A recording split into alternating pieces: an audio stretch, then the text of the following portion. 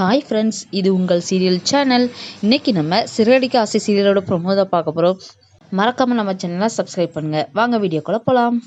மீனா வந்து கறி வாங்கிட்டு வீட்டுக்கு வராங்க. அப்போ விஜயா சொல்கிறாங்க, இங்கே வச்சு சமையல் பண்ணக்கூடாது, ஏன்னா நாங்கள் விரதத்தில் இருக்கோம், வெளியில் கொண்டு போங்க அப்படின்னு சொல்கிறாங்க. உடனே முத்து சொல்வார், தேவையான ஜாமான் நான் வாங்கிட்டு வந்துட்டேன், அதனால் கீழே வச்சு நம்ம சமையல் பண்ணிக்கிடுவோம் அப்படின்னு சொல்லிட்டு ஜாமான் எல்லாத்தையும் வெளியில் கொண்டு போய் சமையல் பண்ணுறாங்க. பிரியாணி பண்ணுறாங்க. நல்லா டேஸ்ட்டாக இருக்குது.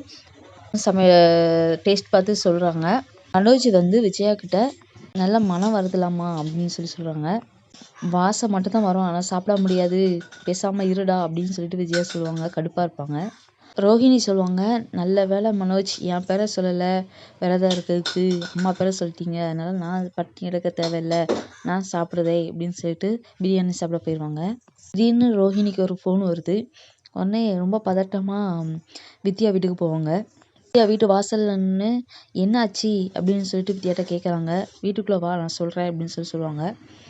மலேசியா மாமாவாக நடித்தவர் அங்கே நிற்பார். அப்போ பார்த்தோன்னே இவங்க ரொம்ப ஷாக் ஆகிறாங்க. சொல்லுவாங்க, இவங்க எதுக்கு இங்கே வந்தாங்க, இவங்க யார் கண்ணிலையும் படாமல் இருக்க சொல்லி தானே சொன்னோம் அப்படின்னு சொல்லுவாங்க.